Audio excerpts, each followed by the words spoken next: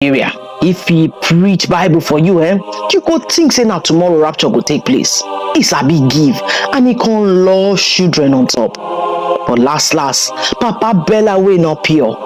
For outside, you go call him angel, but for inside, him na devil when wear designer suit.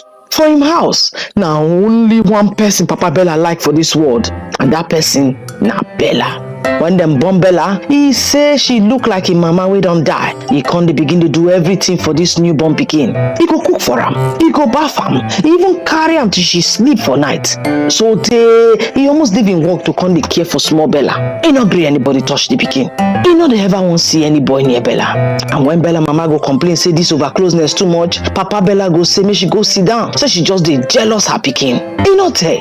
Na him mama Bella catch Bella where she dey hide the vomit in a way wey no please God. Her mama shout, Bella, wetin make you come hide for here? So you know well